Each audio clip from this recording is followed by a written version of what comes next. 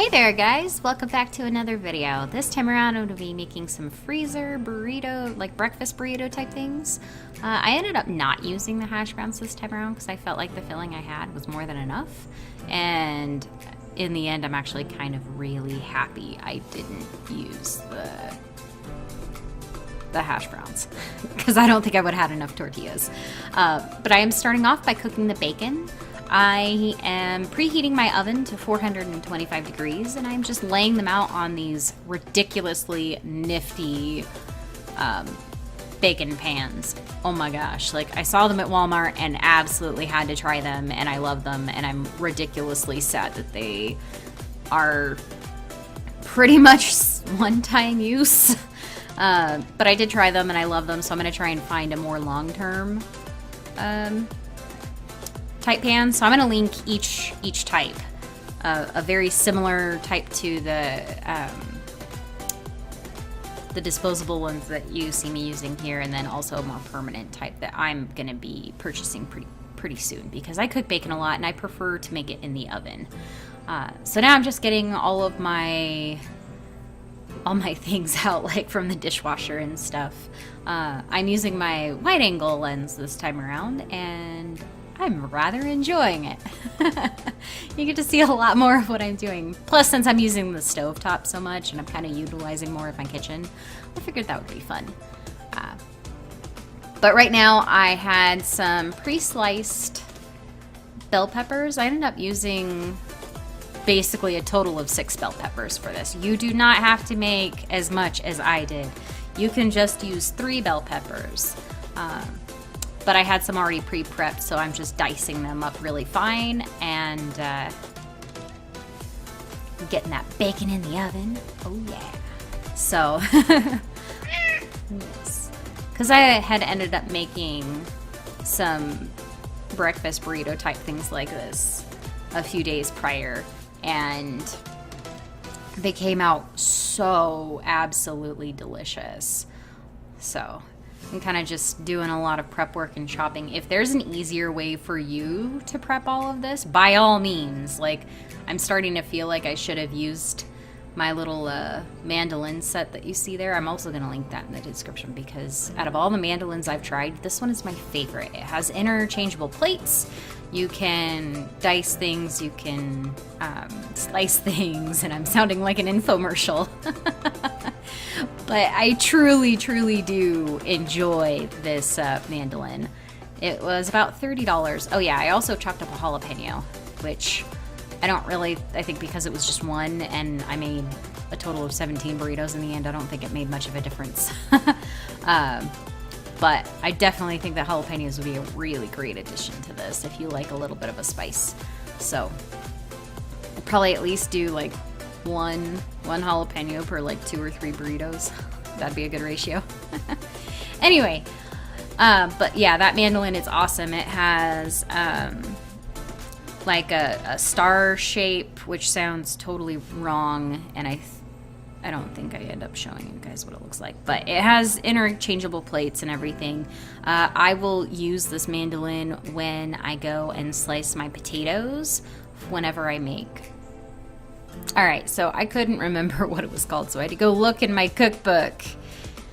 And scalloped potatoes is the dish that I absolutely love to use my mandolin for potatoes. I will also use it for like when I'm baking some sweet potatoes and I want them to be thinly sliced. It gives it a nice little mix up, and holy cow, my cat sounds like she has some sort of hoarse voice. Anyway, so I'm just slicing up the last of the bell pepper right now. And I would highly recommend getting a really good chef's knife for something like this. Like, I'm still using my cheapo one from Walmart, which they still sell, by the way.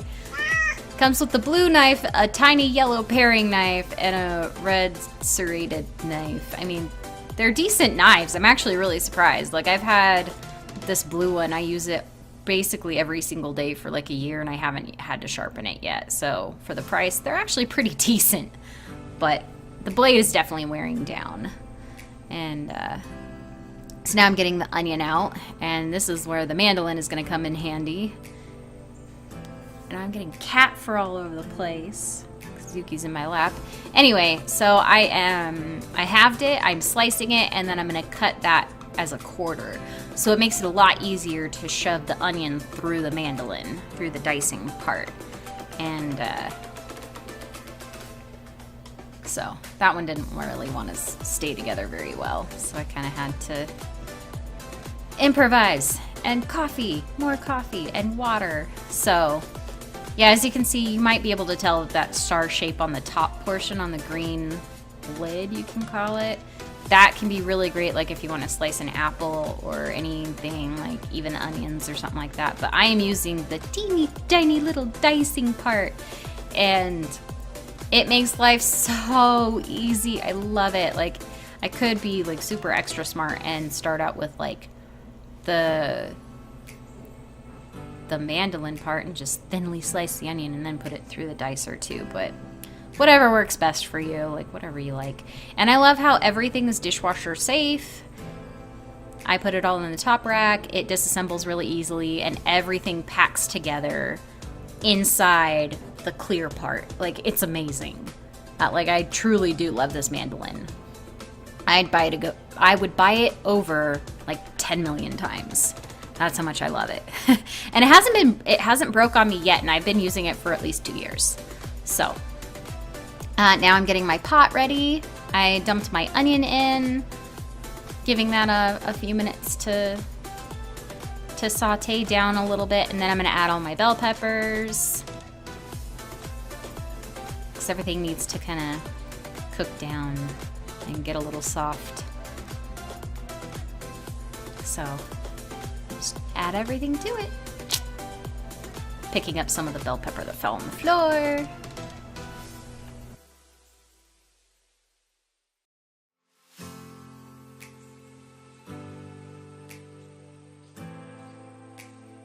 Alright, so now I'm kind of running around like a crazy pants getting stuff prepped, stirring things, and then next up is I'm going to start doing the egg mixture.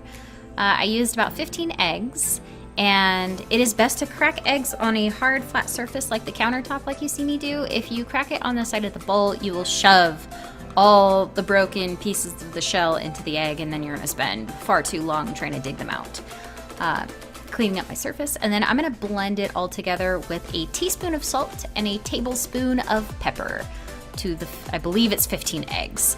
And I'm going to use that stick blender you see there, and then you can also see all of the mandolin parts, so you can do like veggetti type stuff with it as well, as you can see with that like weird C-shaped circular piece. Anyway, so sorry, I really love that mandolin. Anyway, so I'm taking the bacon out of the oven, and now I'm going to blend the egg mixture together. I have fallen in love with using a stick blender, and I'm going to use the low setting on this one. But I have fallen in love with using a stick blender to blend eggs. It makes it so fast and so easy, and it comes out just perfectly for me. Absolutely perfect. So much better than using a whisker or fork. So I'll link a decently priced stick blender. Yes, that thing. So now I'm adding this like baby kale and spinach mixture. It's most of the bag. I ended up using some of it for some other things as well, but it was what I had on hand, and what I used in our test batch came out great. They wilt down really, really nicely, so that way, you know, it doesn't interfere with anything else or anything like that. So just letting that sit there and steam through, and I think I was probably doing some stuff with the bacon. Oh yeah, see? Doing stuff with the bacon. So now I'm laying out everything, like, as you can see, there's like an absorbent sheet underneath, and there's a bunch of holes inside the flat part, not the raised part. But there's an absorbent sheet in there, and it absorbed all the grease. But now I'm just chopping up all the bacon so I can add that to the mixture as well when I add the eggs. And if the bacon is nice and crispy enough, it just crumbles beautifully. Some of the pieces on one of the trays just didn't want to cooperate. But I will link a similar tray if you want to try this out for yourself. And then I'm also going to link a more long-term version, which is something that I am very, very interested in doing. So I absolutely love cooking bacon in the oven. I don't think I would do it any other way at this point. So now I'm done with the bacon, giving everything a really great stir. And now I'm gonna add the egg mixture. All that pepper. Oh, the pepper at the bottom of the bowl. And I am using one of those like tasty spatulas, and I actually really, really love them. They are very great.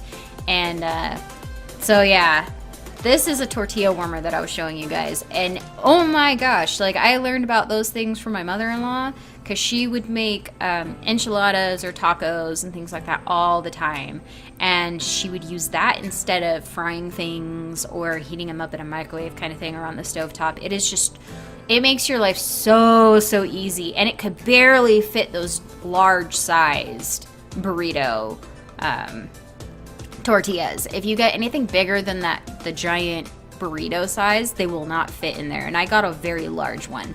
I'm gonna link something similar down in the description box below. They're not too terribly pricey, and honestly, they are 100% worth it. I would buy it again.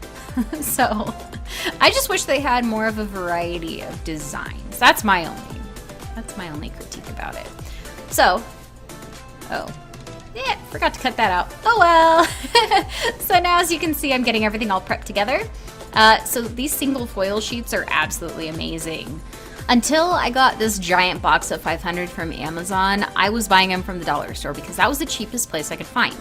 Any other grocery store around me that carried them, Walmart, Target, even like King Super, things like that I could find these sheets at, it would price out to at least 15, sometimes even up to 30 cents a sheet. And I'm thinking, okay, if I can get them for 4 cents a sheet at the dollar store, I don't want to have to buy like a million packages of it.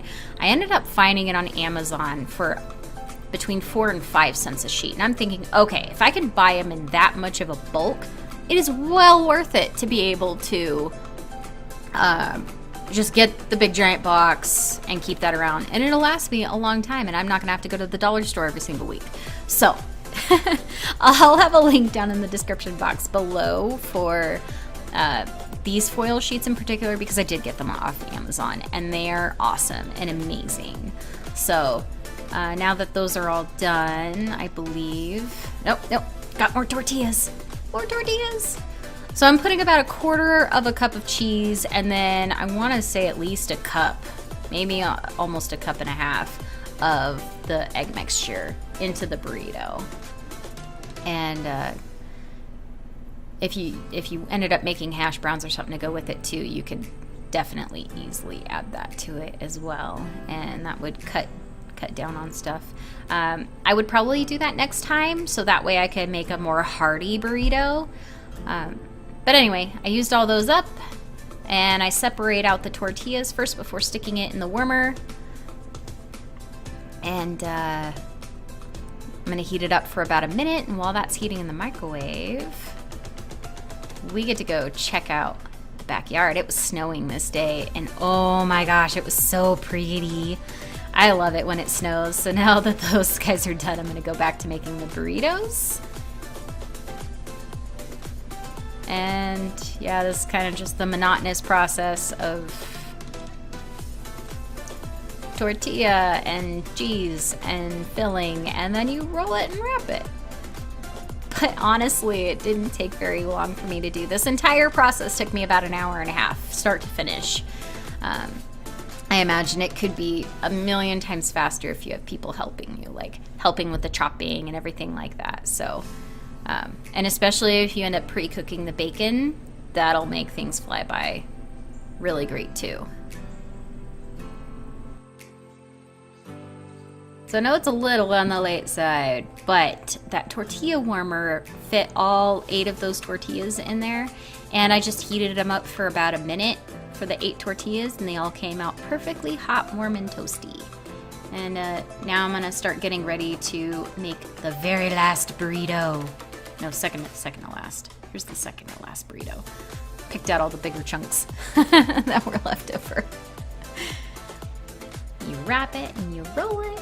And now here's the last one. I only had to put that last one in the microwave for probably like 10 seconds maybe. And it came out very, very hot. So there goes the last of the cheese, and I'm scooping out the last of the egg mixture, getting it all nice and put together. That one came out nice and thick and heavy. Yes. And there we go. All right, hey guys. So I ended up making 17 burritos with these. My husband says that they're great for, like, he took one as a snack the other day. Like, I think it was Monday or something like that. I made something very, very similar to this. Almost nearly identical to this because I had some leftover ingredients and I had some stuff already prepped and stuff, and it was a really nice, quick, easy lunch for us, and I ended up making enough so that way there was a leftover one, and it was our test burrito. So he said that at his work, I imagine he has a pretty powerful microwave there. He heated it outside of the foil. You can definitely wrap it in a moist paper towel, like you wet it and then wring out all the extra moisture, lay it over the top, heat it up in the microwave so that way the burrito or the tortilla doesn't get all weird and dry and hard and super chewy and not tasty. Sorry, adding a ton of extra information. That's still useful, but at his microwave at work, he reheated it for about 1.5 minutes, and it was heated through enough for him.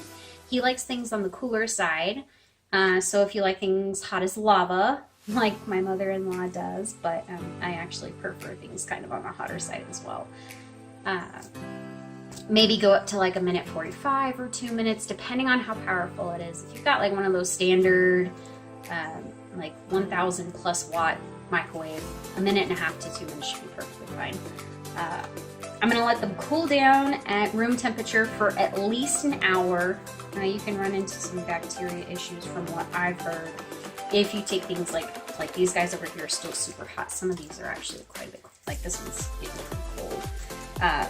But I've heard this must have been the first one. Anyway, you can run into issues if you stick these guys straight into the freezer from here. But they're super versatile. You can mix it up with however you want to, add whatever veggies you want to, take away whatever veggies you want to. I was mostly just trying to use up a lot of what we already had, like the spinach and kale mixture. Tastes really good in here, by the way. You actually don't even really notice it too much. And then you can also add whatever extra seasonings you want to. As you saw, all I used was salt and pepper.